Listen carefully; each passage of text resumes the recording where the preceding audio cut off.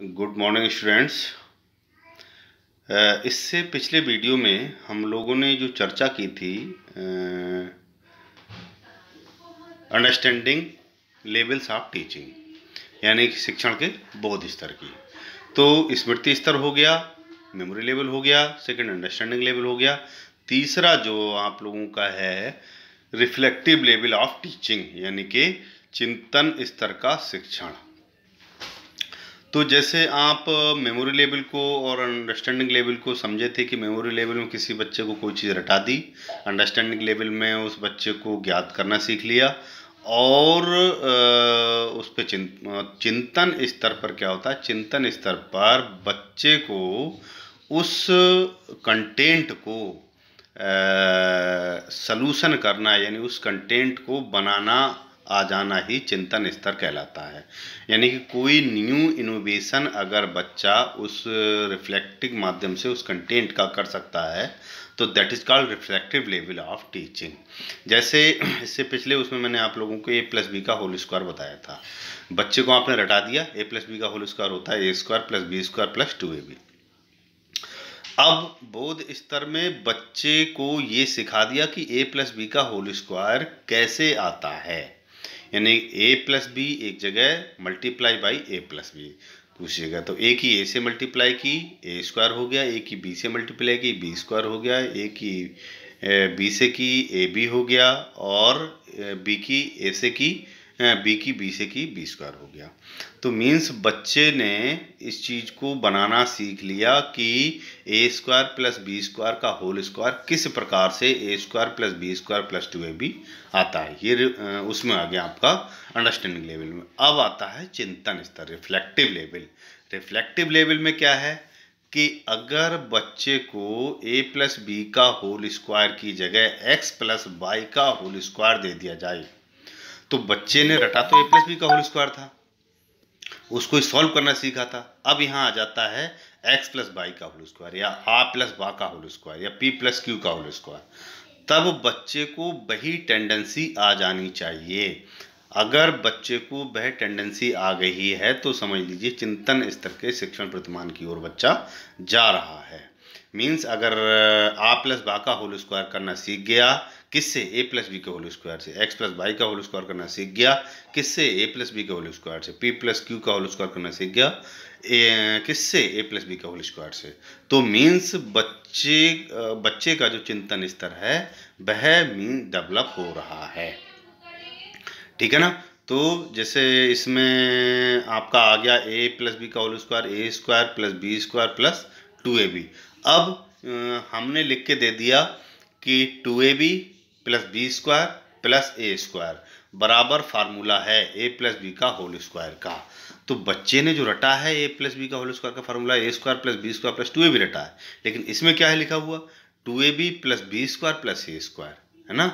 अब बच्चा इस पे चिंतन करेगा कि अगर इसमें हम इसको संगठित कर लें, ऑर्गेनाइजेशन इसका कर लें, यानी a² को पहले लिख लें, b² को फिर लिखें, + 2ab को उसके बाद लिख लें, तब समझ लीजिए बच्चा चिंतन स्तर सीख गया। और अगर इसको उसने सोचा कि ये तो है ही नहीं फार्मूला, a + b का होल स्क्वायर तो दूसरा था, तो मान लीजिए बच्चे को केवल और केवल मेमोरी लेवल और अंडरस्टैंडिंग लेवल की जानकारी, अंडरस्टैंडिंग लेवल की भी उतनी जानकारी नहीं है, केवल मेमोरी लेवल की ही जानकारी है, रिफ्लेक्टिव और अंडरस्टैंडिंग की नहीं है। तो मीन्स बच्चे को इस प्रकार से तैयार करना कि किसी भी कंडीशन में फार्मूला किसी भी रूप में लिखा हो, 2ab पहले लिखा हो या b² पहले लिखा हो, a² पहले लिखा हो, कोई भी कंडीशन लिखी हो, बच्चे को उस चीज़ का चिंतन करने के उपरांत वह चीज़ आ जानी चाहिए। तो मीन्स वह चिंतन स्तर का शिक्षण प्रतिमान रिफ्लेक्टिव लेवल ऑफ टीचिंग कहलाता है। उसके बाद रिफ्लेक्टिव लेवल की कैरेक्टरिस्टिक्स, ये अधिक विचार युक्त होता है। विचार युक्त का मतलब होता है, जैसे मैंने आपको बताया कि a + b का होल स्क्वायर को आप a² + 2ab + b² लिख दें, b² + 2ab + a² लिख दें, या 2ab + b² + a² लिख दें। तो इसमें बहुत सारे वो लिखे जा सकते हैं बच्चे को डाइवर्ट करने के लिए। लेकिन अगर बच्चे ने रिफ्लेक्टिव लेवल का वो पढ़ा है ठीक से, तो बच्चा डाइवर्ट नहीं होगा और बच्चा सही कंटेंट तक आसानी से पहुंच जाएगा। इसी प्रकार का चिंतन स्तर का शिक्षण समस्या केंद्रित होता है। समस्या एक प्रकार की होती है, उसको कोई डिफरेंट टाइप में दे दिया जाता है, इसीलिए इसको समस्या केंद्रित बोला गया है। इसमें पाठ्यवस्तु को गहनता व गंभीरता से अध्ययन किया जाता है ना। ये छात्रों को अग्रसित करने एवं स्वतंत्र रूप से ज्ञान प्राप्त करने में सहायक होती है।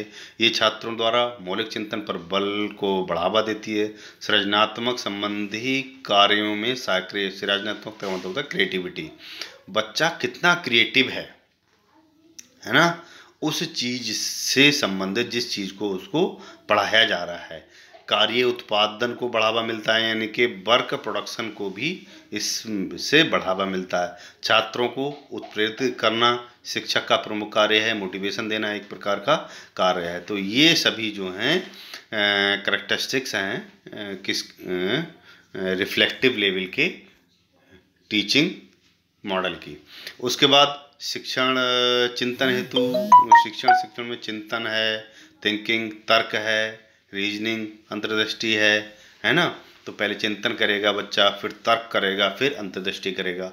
अगर एक फार्मूले को हमने 3 तरीके से लिख दिया तो पहले तो उस पर चिंतन करेगा, फिर तर्क करेगा कि a² यहाँ लिखा हुआ है प्लस 2ab लिखा हुआ है प्लस b² लिखा हुआ है।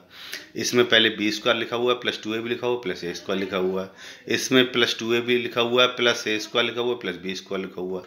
तो पहले चिंतन करेगा कि आखिर इसको इस प्रकार से भी लिख सकते हैं, इस प्रकार से भी लिख सकते हैं और इस प्रकार से भी लिख सकते हैं, तर्क भी दे सकते हैं। उसके बाद इसका जो शिक्षण प्रतिमान है, इस शिक्षण हंट का पहला, ये मॉरिसन का था, ये जो है हंट का शिक्षण स्तर का रिफ्लेक्टिव लेवल का प्रतिमान। हंट ने इसको विकसित किया था, इसके जन्मदाता भी माना गया था। इसके भी इन्होंने 4 ही सोपान दिए। सबसे पहला फोकस, उद्देश्य, दूसरा संरचना सिंटैक्स, तीसरा सामाजिक प्रणाली सोशल सिस्टम, चौथा मूल्यांकन प्रणाली सपोर्ट सिस्टम। तो सबसे पहला जो उद्देश्य है, उद्देश्य में है इसमें कोई समस्या प्रदान की जाती है। समस्या के बाद उसका समाधान विभिन्न विधियों से करने का प्रयास कराया जाता है और इसमें आलोचनात्मक व सृजनात्मक चिंतन का विकास होता है। सृजनात्मक चिंतन का मतलब क्रिएटिविटी का विकास होता है। जैसे उसमें a+b का होल स्क्वायर हटा दिया आपने, दूसरे में a+b का होल स्क्वायर कैसे आया ये बता दिया। अब a+b के होल स्क्वायर को 4 रूपों में आपने लिख दिया और कह दिया कि इसमें कौन सा ठीक है, तो चारों ठीक हैं। अगर चारों ठीक हैं, बच्चा समझ जाता है, तो मीन्स उसका जो फोकस था वह क्लियर हो जाता है। उसके बाद उसका सिंटैक्स जो है ना, सिंटैक्स यानी कि संरचना क्या है। संरचना में समस्या की प्रकृति पर निर्भर करता है। ये समस्या 2 प्रकार की होती हैं, व्यक्तिगत और सामाजिक। सामाजिक समस्या किस प्रकार की होती हैं, व्यक्तिगत समस्या किस प्रकार की होती हैं, इन चीज़ों पे बहुत सी वो निर्भर करती है। जैसे इन्होंने कहा व्यक्ति किसी रास्ते पे जा रहा है, उस रास्ते पे कोई उसे अवरोध मिल जाता है और वह अपने उद्देश्य तक पहुंचना चाहता है। उस अवरोध को हट के पार करेगा, उस अवरोध से बच के पार करेगा। ये सब होती हैं व्यक्तिगत प्रॉब्लम्स। तो बच्चा किस प्रकार से उस अवरोध से हट के अपने उद्देश्य तक पहुंचने का प्रयत्न करेगा, ये उसके सिंटैक्स में आता है। उसके बाद आता है सामाजिक प्रणाली। सामाजिक प्रणाली बच्चा, क्योंकि मनुष्य एक सामाजिक प्राणी है और समाज में रहकर कितना सोशल सिस्टम पे वर्क करता है ना। तो जो उसको प्रॉब्लम दी जा रही है उसका समाज से कितना लेना देना है और समाज में कितना उसका महत्व है ना।